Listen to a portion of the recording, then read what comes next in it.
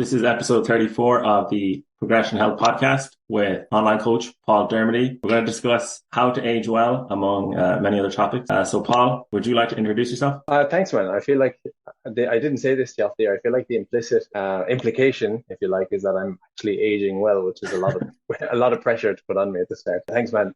Long story short, online personal trainer, work in very much the same field as yourself. Kind of passionate about the more lifestyle side of fitness, genuine. I don't consider fitness to be hitting arbitrary calories and macros, although that can be incorporated into periods of fitness lifestyle, if you like. I work with clients in various places, mostly online, with a smattering of one-to-one clients, depending on where I live at a given time, and deeply passionate about what I do. So my ultimate philosophy is trying to help people reconnect with the joy in food, irrespective of the goal.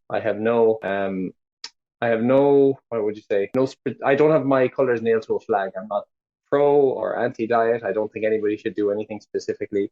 It's whatever the goal of the client, I try and help them achieve that goal if I can help them in that specific endeavor, and do so whilst hopefully evolving their perspective and actually enjoying the journey. So that's just a little bit about me in a nutshell. Yeah, very good. I love the flexibility and how you're not stuck to any one approach. So what's the kind of the typical client that you have? What do you help them most with? Like you're talking about to enjoy food. So could you tell us a little bit more about that? I kind of say that the typical client that I have is trying to quote unquote escape a diet cycle, which is basically the false dichotomy mindset of being only on or only off the diet. If anyone's listening, Ross, and has never heard of what a false dichotomy is, it's basic when you've been presented with something that is falsely only option A or only option Z with no middle ground. And you'll probably have seen examples of this. Maybe you've experienced it yourself. I know I have, where you are just on your plan or you're just off that plan. And that's much more of a perspective. So the thing I find the most interesting when I'm working with clients, especially in this mindset, is how do we get to a place where, irrespective of the decision made, there is no transgression being committed. That is paradoxically very fearful for a lot of people. They think, well, if he gives me unconditional permission to do what I want, then I'm going to do everything negative.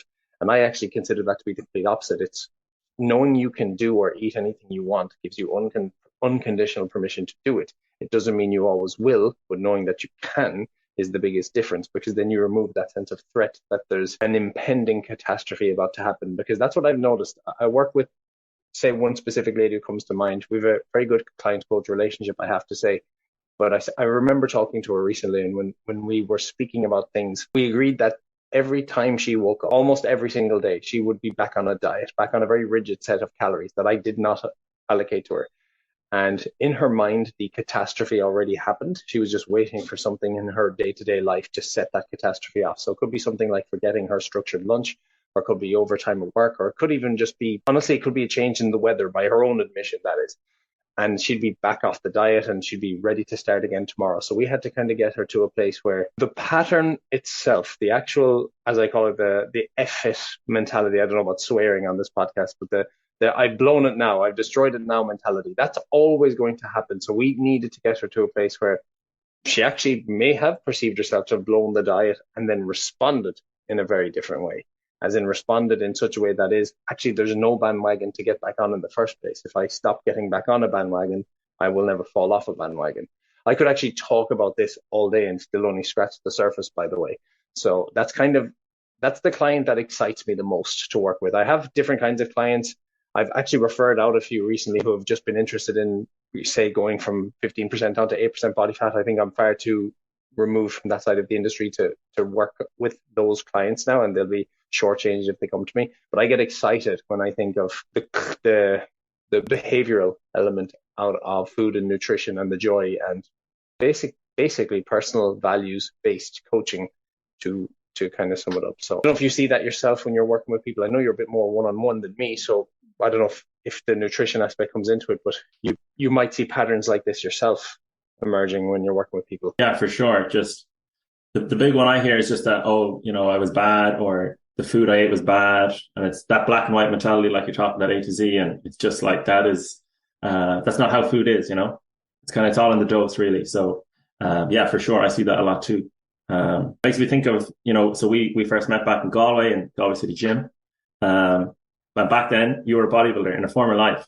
So how has your views changed from back then to now? The Progression Health podcast has teamed up with TRX. So TRX is a bodyweight training piece of equipment that you can hook up anywhere, anytime, and I highly recommend it. I use it in every session with my clients. I use it to warm up and also for stretching. But if you are traveling, which is where I recommend everyone use it, it's hard to get to a gym. It's hard to find the time. But you could literally work out from your hotel room with the TRX and the door attachment that it has, where it doesn't damage the door, but it gives you an effective workout. I also like to add in other things like glute bands and resistance bands. But once you have the TRX, then you can figure all that out. So get yourself 50% off on the TRX home workout equipment with the code Progression Health TRX and boost your workout effectiveness and consistency. Progression Health podcast is brought to you by BetterHelp. BetterHelp is an online therapy service which will help you to more effectively manage your mental health. Mental health is very important, and it's something that all of us are realizing now, especially after the pandemic. During the pandemic, for me especially, it was very challenging, and I reached out to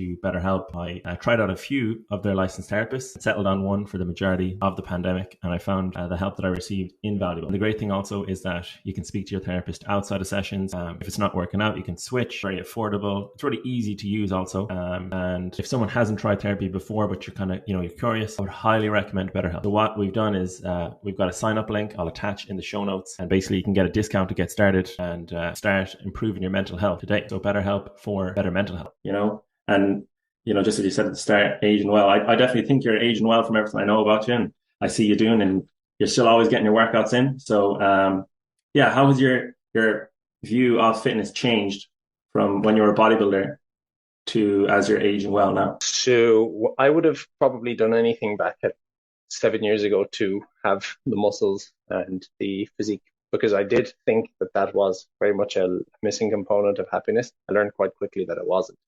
And I'm fortunate because I consider that to be one of my moments in life where I realized nothing is going to compensate externally for anything missing internally. And it wasn't even this crazy massive void, but it looked cool. I thought it looked amazing, and I wanted to achieve it and attain it myself. And then I kind of climbed that mountain or I began climbing the mountain, which sounds a bit silly because you're just competing with training, really, to realize that it certainly wasn't for me. It certainly wasn't the mountain I wanted to climb up. My philosophy has definitely changed in that I was driven from a place of insecurity for sure when I was doing that. I wasn't running to an endeavor. I was definitely running, not even from myself, but it certainly wasn't a consciously created value. Competing in bodybuilding was not a reflection of my values.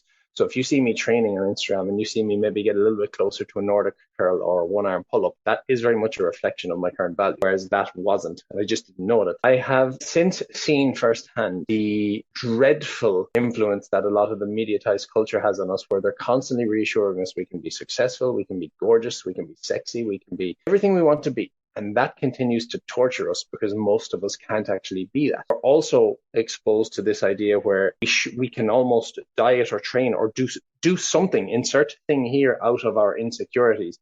But I actually consider those insecurities and those anxieties a reminder we're alive. I consider them very much part of the human condition. So I'm no longer as uncomfortable with my insecurities and my anxieties, and that I do genuinely train. I'd love to say it's nothing to do with body image. I would love to say that. That's not true. There's still an element there. I find that very hard to shake off, but I think it's a healthy amount of body image. Like if you consider it like a bit of a pie chart divided into the important sections of my life, I consider genuinely being mobile and relatively fit and relatively strong and relatively in shape looking by my own standards to be part of the components of that circle. So it's only been 7 years. I'm 32 years of age now, but my whole philosophy is completely different. It's funny that I say this to clients all the time. When I was talking to you a moment ago about not having a transgression as a perception when you're eating any food, when you quit yo-yo dieting, it's not actually dissimilar, in my opinion, to the journey I've had where I quit kind of bodybuilding and went into a much more calmer, quiet, minimalist lifestyle, if you like, where my decisions aren't actually that different. I still eat a high protein diet. I still do my resistance training. I'm obviously much more flexible in mindset now. The perception is night and day. I feel like I've lifted so much off me by being able to do whatever I wanted to. And then I've almost gone and returned back to some of the similar decisions. I still eat my veggies. I still eat my fruit. I do love a beer nowadays that I wouldn't have allowed myself to do before. But it's like a 10% change in actual physical lifestyle in the sense of I still try and eat well and move, but it's a 100% perspective shift. I have no interest in sacrificing my life. The extreme endeavors require obviously extreme protocols. And what I'm after now in life is a much more well-rounded lifestyle. So, I mean, that is going back 7 or 8 years. And I'd say we were both influenced a lot by our environment. It's quite a bodybuilding gym that we were in. So we found ourselves, I'm sure I don't want to speak for you, but I'd say like myself, you found yourself kind of influenced by the atmosphere and the environment that you put yourself in. Yeah, absolutely. We were fully immersed in it. And it just makes me think of two kind of points is I hear a lot of people saying, oh, I'd love to have abs or a six pack, or I'd love to be a bit leaner. And it's kind of like, obviously you've been as lean as anyone. So could you just talk a little bit about what the actual experience of that is like? And then also just, it sounds like you've done a lot of work like on your values and internal work in those 7 years. So like, I guess just kind of what changed, for that 100% mindset shift. Definitely consider myself someone interested in that introspection, if you like, that kind of questioning method of why am I doing what I'm doing? Where am I getting this attachment from? Like I said earlier, the bodybuilding not being a reflection of my values. Because I see, and I've been lucky enough, whether you consider this as a good thing or a bad thing, I've seen friends continuously be like, oh, that was the wrong mountain for me to climb, and then start racing up an equally distracting, numbing out mountain, replacing bodybuilding with business, with whatever you want to call it, and constantly making the same mistake of trying to fill an external void with an internal void with external things. So I've seen that a lot. So I've really kind of shifted that philosophy. The process of getting lean, it depends. I consider it, I guess it's all perspective again. It is very difficult. You're very hungry all the time.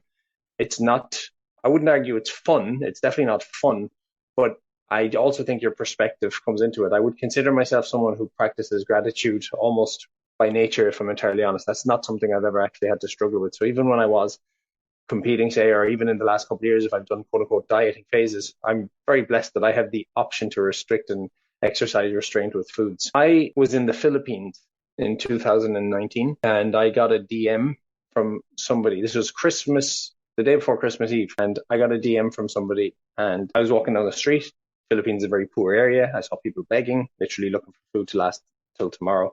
There's a very vivid memory I have. Someone DM'd me and said, how am I going to survive all this food at Christmas? And it was a really interesting kind of shift in perspective between looking in front of me in the Philippines thinking, wow, like in survival to these people is, will I get a meal tomorrow?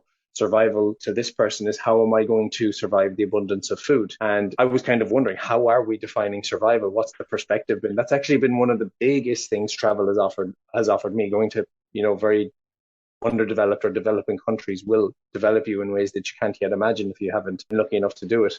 But I don't know why. I've never had the experience of, oh, I have to diet, or, oh, poor me. None of that. I find it very much that I'm blessed I get to do it. I can't believe I have the option to exercise restraint. There are countries in the world where people don't even have clean water. It's not fun. You're hungry a lot the leaner you get. And I find myself, once I go under about that 12% body fat mark, my body, I'm just simplifying. My body's almost like dying to return back to 15%. Even a few weeks ago, I managed to drop a bit of body fat. I'd say for the first time in a while, I went down to single digits, I would think, maybe close to it. And as soon as I got to that 9% mark, my body's just like, no, get home now, and stews and bagels and stuff. And I came back to Spain 2 weeks later with a little bit noticeable weight on me. And I didn't even notice I was doing it, but as soon as I get beyond a certain point, my pleasure threshold for food just increases so much. So I don't consider dieting in any way to be wrong or right. I don't think the six pack, I want a six pack. I don't think that's as rewarding as most people think it is.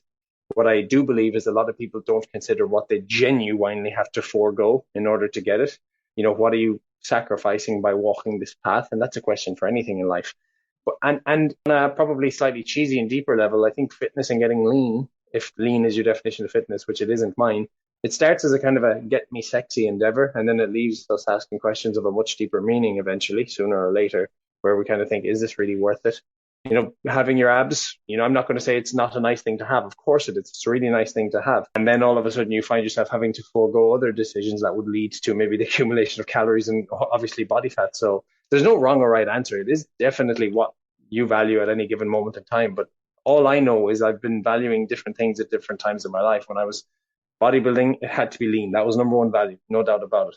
When last few times I've done any kind of quote unquote dieting phase, it's because I've been in a great place psychologically. I did one earlier this year. I lost about 14, 15 pounds of body weight. I was thrilled to do it. I was happy. I was psychologically ready. I did it over a 5, 6 month period, which means my rate was pathetically low, but I was happy to do it that way. And then I've traveled and I've been around certain parts of Asia where I've been sampling very high fat foods and very calorie dense foods and really enjoyed that. And my body fat hasn't been my highest value. So I'm not interested in kind of prescribing anybody advice on what to do with their diet or with their body. I think that's poor education and leadership if somebody hasn't directly asked you. That's obviously a caveat. I want people to do their own thing. You don't want to listen to me. I don't care what anyone else does. I would rather people knew how something works and then had a robust enough understanding of self to at least introspect along the way that you're going to encounter hurdles and roadblocks, and it's definitely going to be difficult. Are you just going to give up when it gets tricky and then demoralize your self-esteem? Or are you going to show up the way you said you'd show up and actually do the goal you said and lay it out for yourself? But I suspect on some level that fat loss thing just isn't quite as meaningful as most people assume it'll be beyond a certain point, and that's why people find it so hard to stick to. There's other factors, definitely, but it's not fun. It might be worthwhile, it might be meaningful, but in the same way you study for an exam, which definitely isn't fun because you want what's on the other side. I kind of consider that a little bit like dieting as well. Yeah, absolutely. We don't really realize the sacrifice we have to make to get lean. Absolutely, yeah. Yeah. So yeah, so you touched on it a little bit, but like I guess with your favorite clients, like who's like your ideal client to work with and the client you find the most rewarding to work with? I think when somebody tells me that our work has increased their sense of autonomy, I like when people can come back and say, I'm making this decision on this basis for this reason, because I get it now a little bit. I kind of think in many ways for many people, certainly that I work with, my demographic, it's about unlearning a lot of the absolutes. I had a lady start with me yesterday who was told in her journey to lose what you might consider to be a life-changing body weight that she cannot eat strawberries, must be blueberries. And I can't even imagine. That is literally to me the equivalent of asking, Ross, should I spend 2 1 pennies or 1 2 penny coin when I go to the shop? It is that irrelevant. So when you can take people out of these hard and fast rules, these rigid mindsets, because we know, Ross, ultimately, irrespective of the goal, rigid practices, rigid diets are linked to worse outcomes across a physical, emotional, and psychological spectrum. Meaning, your rigid diet, and I'm talking about the perception of rigidity because, mine and your 2000 calorie diet could be perceived very different. I might be thrilled about it and it might fill you with dread. That's perception. That's the rigidity is based on how we perceive it and the rules that come with it. But imagine if I said to you, you're going to do this thing that you've been told all your life is going to make you happy. It's going to make you in shape. And by the end of it, by the years, decades, you're going to carry more body fat. You're going to be more self-conscious about food and you're going to be emotionally in a worse space. You'd never sign up for that shit. But a lot of people are unfortunately led down that primrose path. And when I get people who want to kind of converse and back and forth and share ideas, because my philosophy, and this is just my opinion, a lot of kind of the once a week kind of check-ins of I hit these calories, to me, it's just a sterile relationship.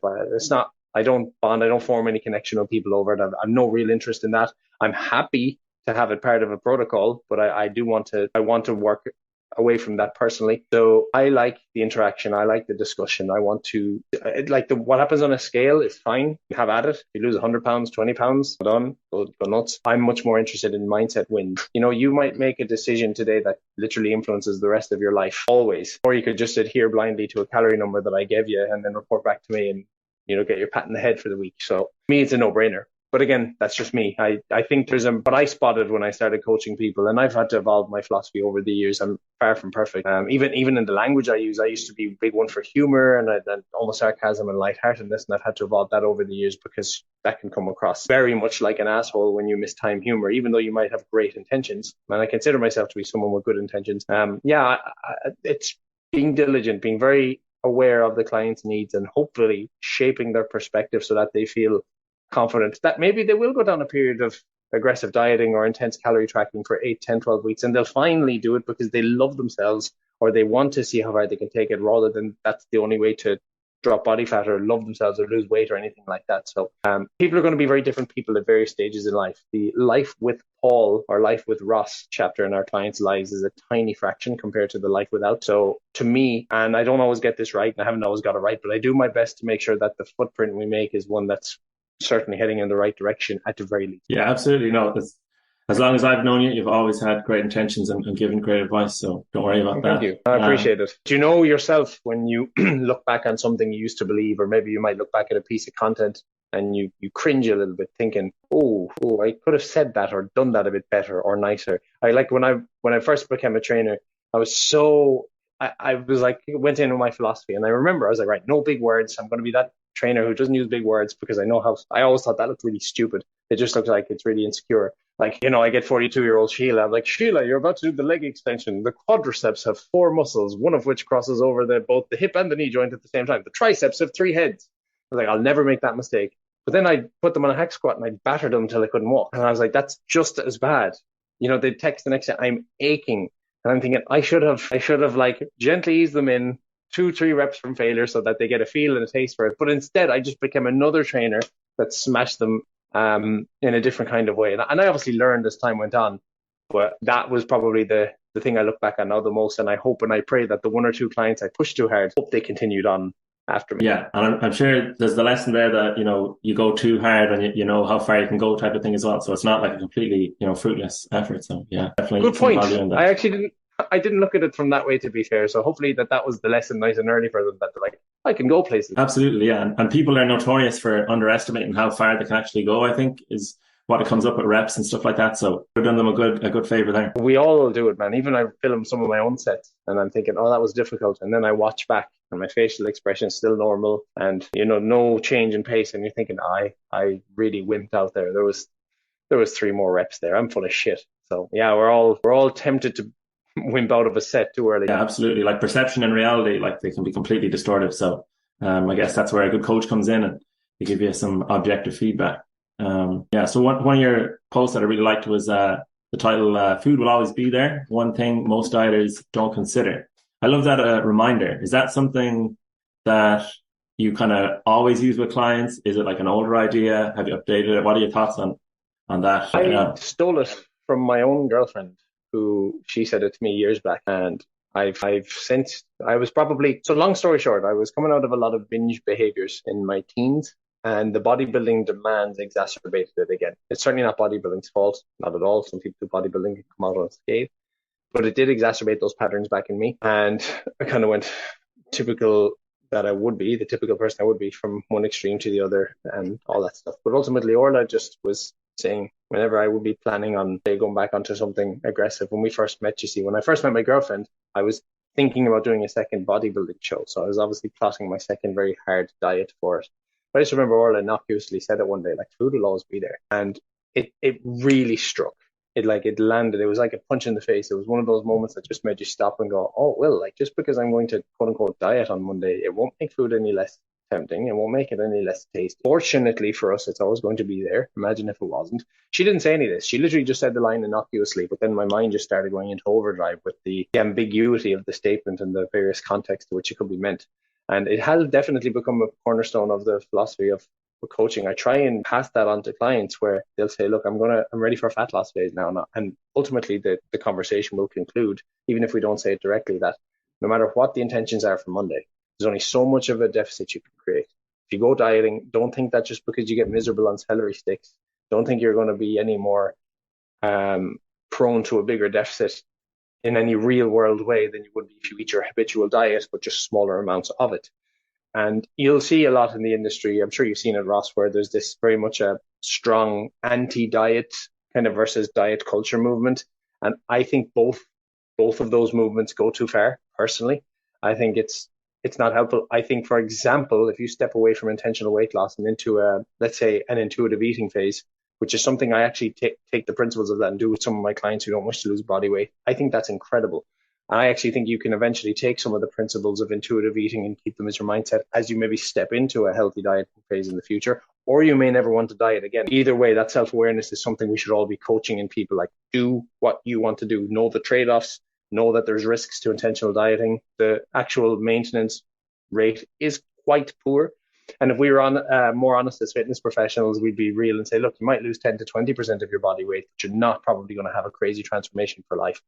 So say the data anyway.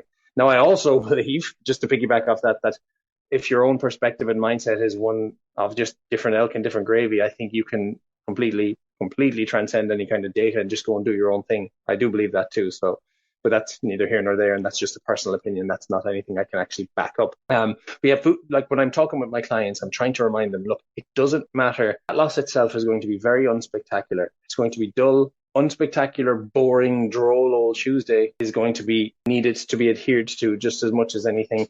And people get really busy in life, and they'll maybe put off a fat loss goal because they're so busy, which I'm fully endorse, no problem.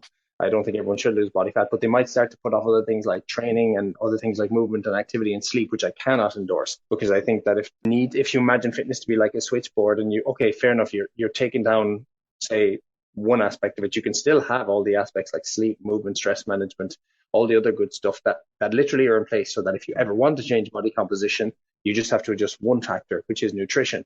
But unfortunately, a lot of people are very much in a chaotic mindset where the sleep's all over the place. They scroll social media for hours, no routine, no rhythm, straight to a crash diet, and then straight back to the old behaviors. So they're philosophically and behaviorally the same person. They've just gone from complete chaos to strictness back to chaos. That is the absolute opposite of, say, food will always be there.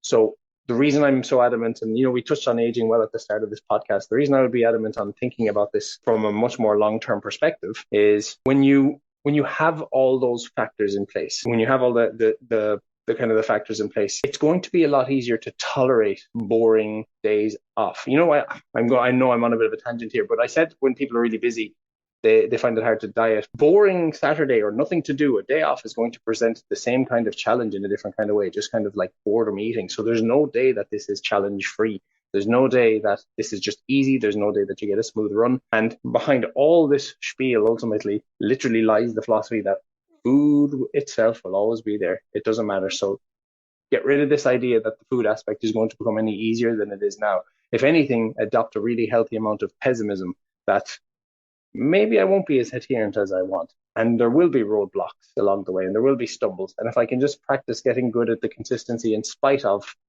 having the odd wobble or two, then I'll be good. So yeah, man. Again, I talked at the start about how I could talk about this all day. I feel like I could talk about it all day and yet still conclude nothing sometimes. Yeah, just give a lot of opinion and thought, a lot of food for thought. I feel as though you're really making a point of thinking long term, as opposed to, let's say, for example, I want to get abs, and in the next 6 months I'll get it, and not thinking past that. Would you say that's kind of like a fundamental point of your coaching, that you get people to think, or even, how you manage your own health, think, long-term sustainability, and even just making better decisions as well, long-term? Absolutely. Because I know I've actually talked about almost dieting in the context of like fat loss and whatnot a lot in this conversation with you.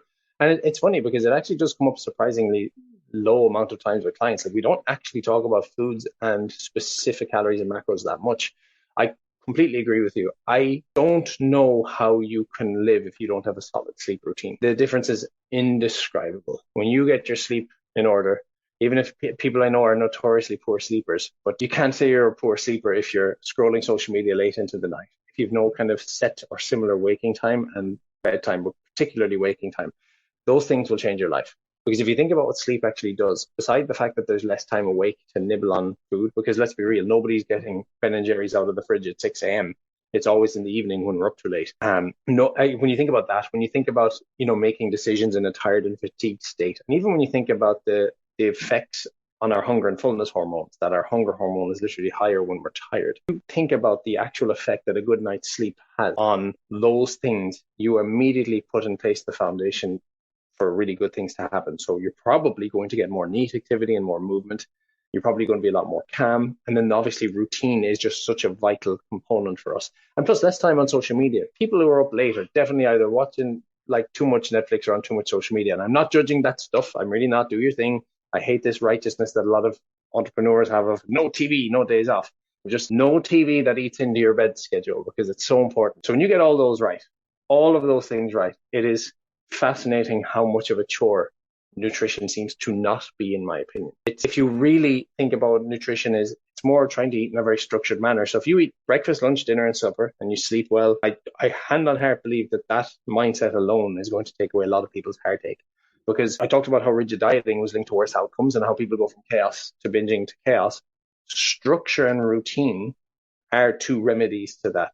And if you think about the importance of sleep and the effects it's going to have in overall energy levels, and then the importance of structure and routine, I know that, let's say you're a client of mine and I say, Ross, look, I don't care what you do for the next week. I just want you to report back having eaten at around breakfast, around lunch, around dinner, and around supper. Then you can be in an all-inclusive hotel buffet and just get whatever you want. Just get whatever you want, make a smart decision. I don't mind what you do. And it just counts as just replace that one meal. That was your breakfast. Might have been higher calorie, not the end of the world. And at least you're implementing this sense of structure and calmness and routine. Even when I travel myself, I still keep the mindset of breakfast, lunch, dinner, supper. That's just mine. It could be anything for you. So that's very much one of the more important parts of lifestyle, because I do think at some point you're going to have to disassociate kind of healthy living and how do I say this? Because it's not that you have to disassociate them completely, fat mass and healthy living, but dieting, ironically, you want it to become the last order of priorities in a sense. Like any kind of calorie tracking or food quantification should almost be the last piece of the puzzle on a well-established set, of behaviors. And I think they include quite simple stuff: sleep, decent hydration, and a decent movement. And if you feel, for the most part, new parents don't count, parents in general, that you're too busy to sleep well, then I don't know how any trainer could help personally. Maybe I'm wrong on that. Maybe I'm just being too close-minded. Maybe there's some freaks in the world, but they're probably not coming to me for coaching. But yeah, there's a couple of pillar foundations that I think worked with someone. This would be a good indication. I worked with someone, multimillionaire, super wealthy, super fascinating person. And they told me they had climbed to the top of every ladder in their life. And now they've realized that it wasn't the right ladder and they have to buy back their health. And that's why they're working with me. And a very sobering moment, because if I told you millions of euros in the bank, and this is absolutely true story, millions of euros in the bank, and you'd be sadder than when you start, you would never believe me. And yet I have like first-hand proof from someone who's telling me, I wish I could go back to some point in history where I would at least do a few push-ups a few times a morning, go for one walk, but it's like blinkers on, 20 years, climb the ladder. Like, this person's retired, about similar age to me. They'll never have to worry about money again a day in their life. And yet they're on a remarkable journey to change their health, and they're finding it particularly difficult. So the interesting kind of thing you see when people neglect their health in pursuit of another thing, failing to see that without health, there is no other gold. And you mightn't feel the consequences when you're in your 20s and maybe not in your early 30s, but they'll come for you. And if I've learned one thing, they'll sneak up fast. I even have a lady I work with, and I talked about mistiming humor. This is where I think I got humor well, or got it right. She told me that she was like, I don't get it. I was, it's like one day my metabolism just slowed down. And I'm joking, did your metabolism slow down, or did the accumulation of not doing anything just finally catch up with you?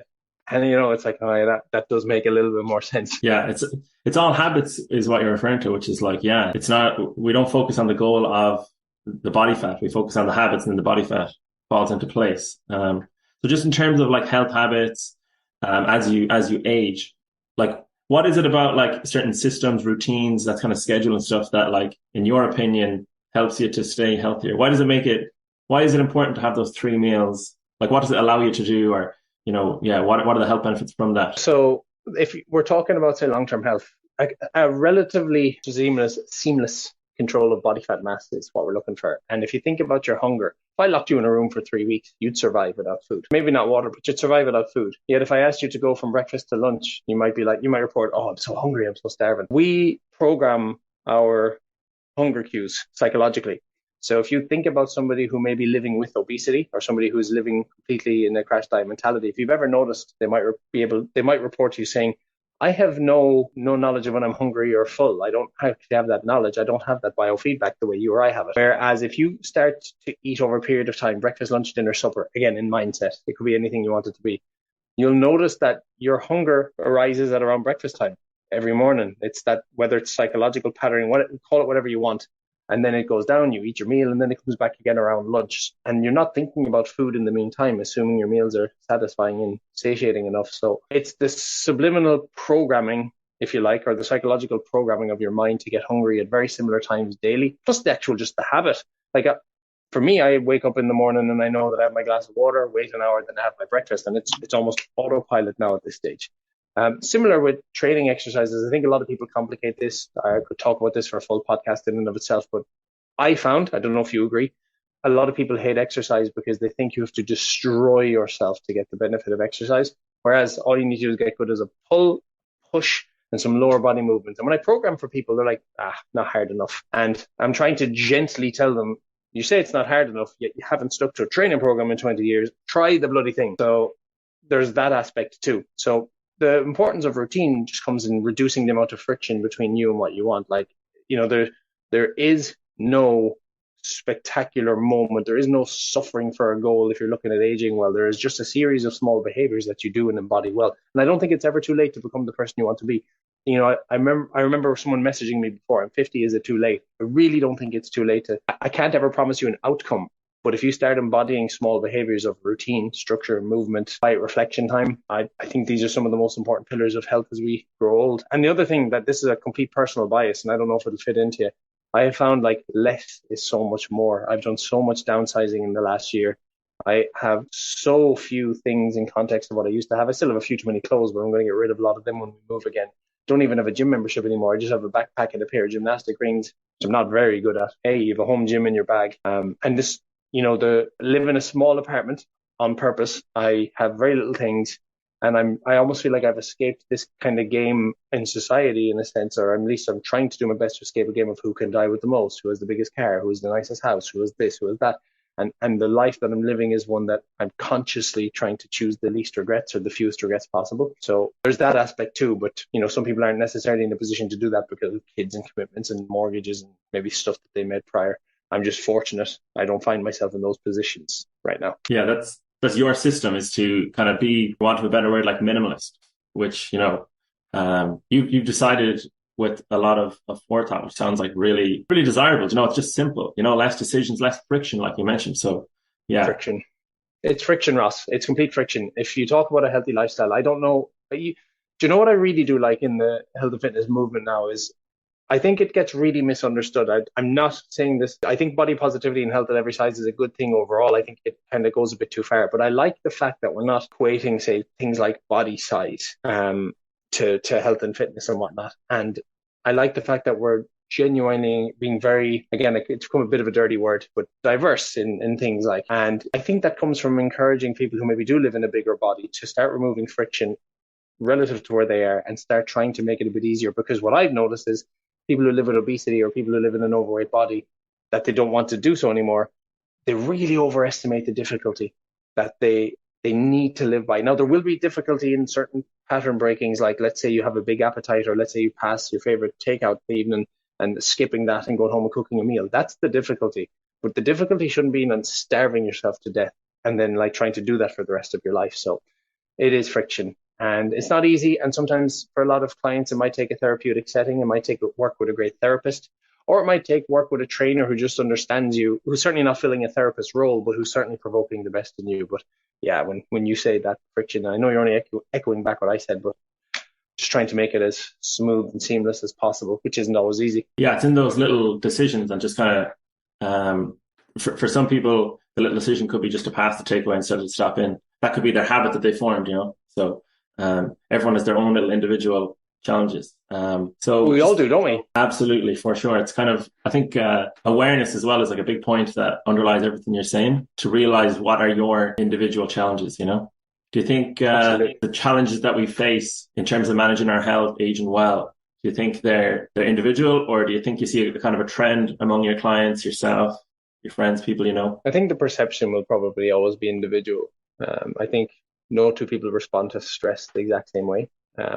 Obviously, there's certain universal things, especially in this day and age, work, maybe loneliness, maybe socio-economic factors that maybe stop people from actually having the money and being able to afford to do certain things. I think it's both. I think there's certain shared struggles that a lot of people are going to face. We're in a recession now. I'm sure a lot of people are struggling to make ends meet, and that's very difficult. And then I think the individual perception of stress is so interesting, for better want of words.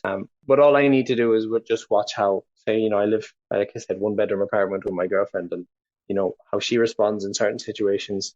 and then how I respond in certain situations, and maybe her strengths and weaknesses and my strengths and weaknesses. And even just all I need to see is that to just see how two different people can perceive the world and perceive certain things in a completely different way. So we're not very, I think as a whole, I don't think humans are amazing at communication.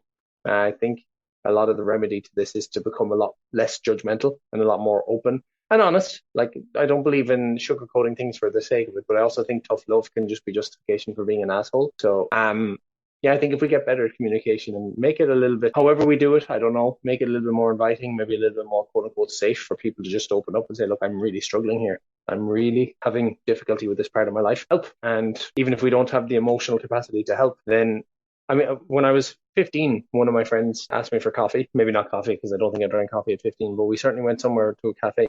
And he told me he was struggling with his sexuality. And this is back in when, 2005. So there wouldn't have been the movements you see now. And told me he was struggling with his sexuality. Told me he didn't know if he was gay, straight, bi, he didn't know what he was. I remember he told me after, he's like, I knew I could come to you. You're such a good listener. But the truth is, I just didn't have the emotional capacity to respond. I didn't know what to say. So luckily, I said nothing. Luckily, in doing that, I said nothing stupid. But I actually didn't have the emotional maturity that I would have liked, other than to just sit there and listen and hopefully not make him feel judged. Ironically, a little bit older, I realized that sitting there silent is one of the best things you can do for people. If you don't know what to say and if your input isn't necessarily going to help people, sometimes just being there to support people can be a huge thing for people. I've seen it. I've seen clients get safer with me where they're more confident to tell me, actually, the truth about not going to the gym is I have more flab on my chest and I feel lads laugh at me. I'm like, well, okay, I didn't know that. And now we can, if you want to work out and if building muscle is something that's really important to you, we can work chest muscles at home. We can do push-ups. There's ways and means. And all of a sudden you get people looking at maybe through the eyes of insecurity, but at a slightly more solution-oriented guise, as opposed to becoming the insecurity for the rest of their life. I know it's a bit of a tangent and a complete waffle, but I felt it was important to share as well. Yeah, no, just that aspect of listening and being a good coach. It's like the saying is like, it's not a problem shared, it's a problem have and a problem well responded to. It's a problem shared. That's all it is really. So being able to communicate as you get older, kind of like you mentioned, like unlearning effective habits. Like, you might have better habits than me in certain areas. I might have better habits than you. And if we can share with each other, we can learn from each other. Whereas if all you're doing is telling me what I'm doing wrong, we're never going to get anywhere. I'm not going to learn anything from you. So,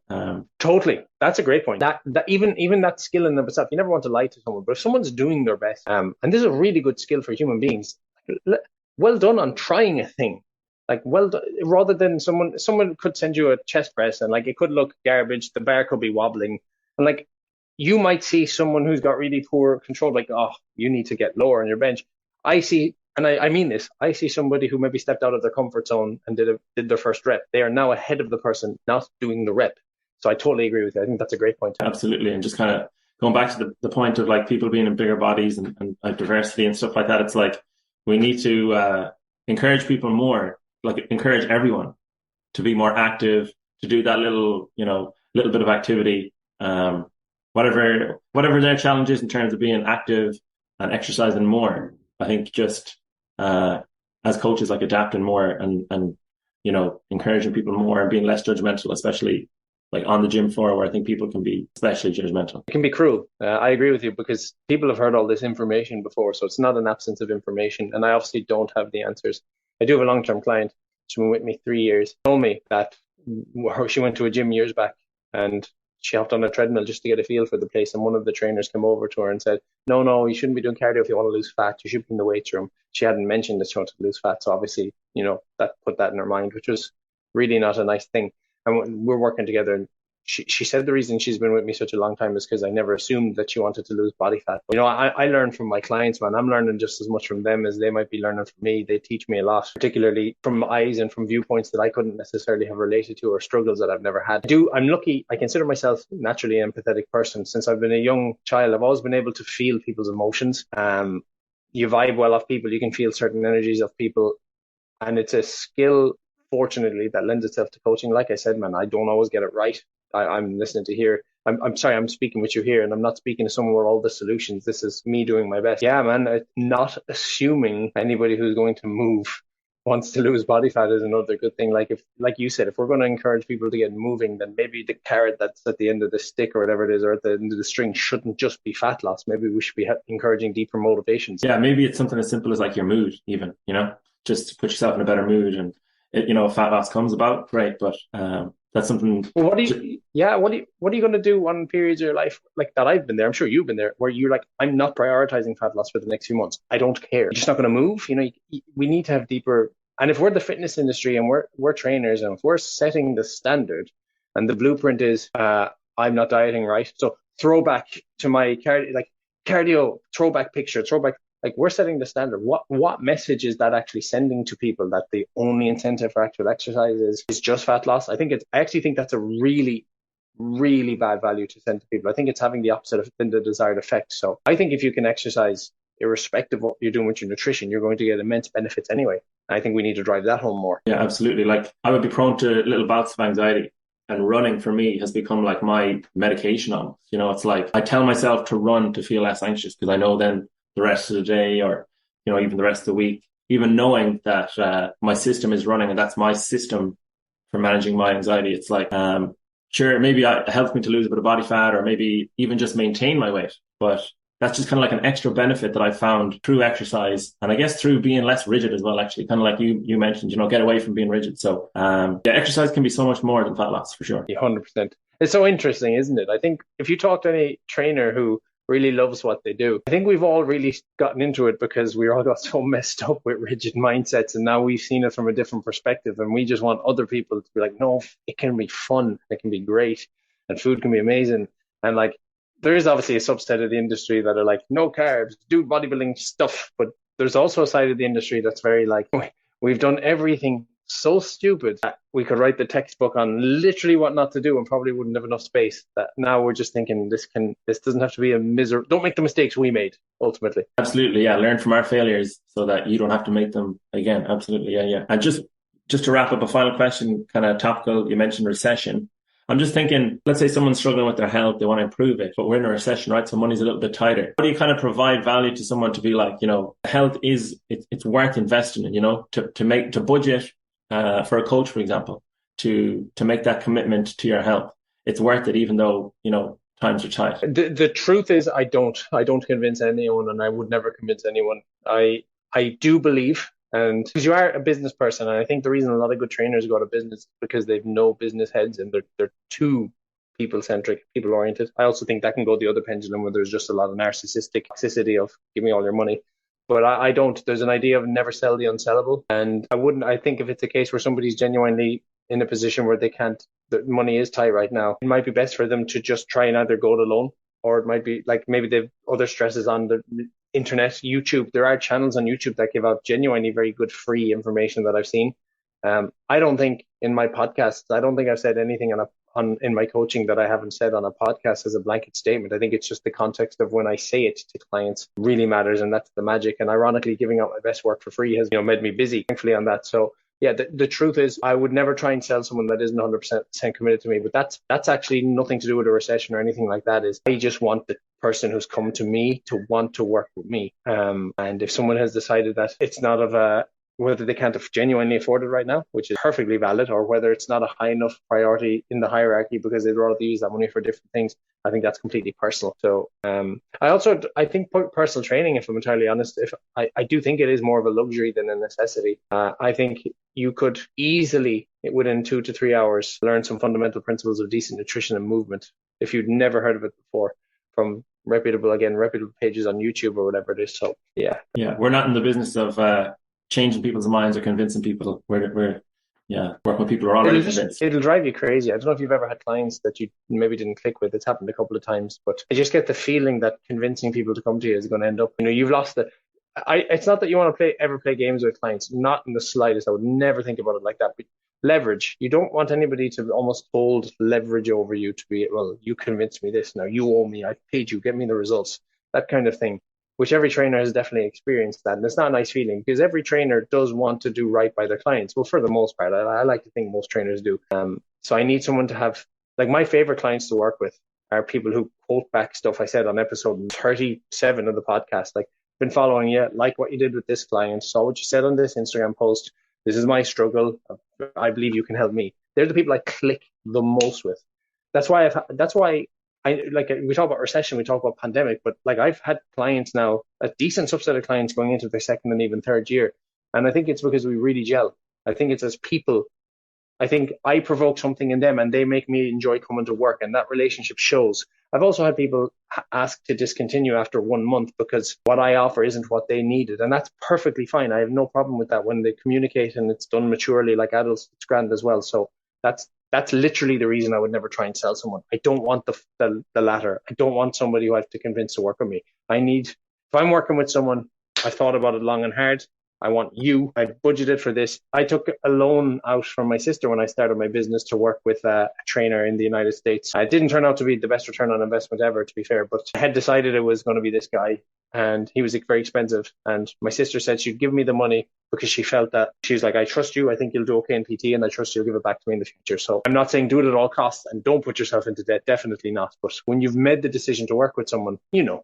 Yeah. You want to work with people who are bought into you, the person. Yeah, very good. Yeah, 100%. So, Paul, it's been brilliant speaking with you. Thanks very much for your time. Is there any projects, podcast episodes, anything you want to plug before we wrap up? So I've just, do you know what? My podcast in general, Paul Dermody podcast, my website, pauldermody.com. You can find my blogs, all the podcasts are on it, my written blogs on it. I have some kind of client, not testimonials, but actual case studies on, because I'm not, like I said, I'm not trying to sell anyone. I'm really not, but I do kind of document a step-by-step process on how maybe clients have lost 100 pounds or any of that stuff. So yeah, my website, my podcast, and then my Instagram, Paul Dermody PT, which I'm using a little bit less these days, but they'll catch me there. But thanks a million, man. I really enjoyed chat with you. Yeah, I really enjoyed reading your articles as well online. You have a wealth of interesting ideas, and also a very, very interesting video on YouTube where you spoke with the man Gary Vee. So that's always an interesting one. Yeah. So thanks very much, Paul, and we'll be speaking again soon.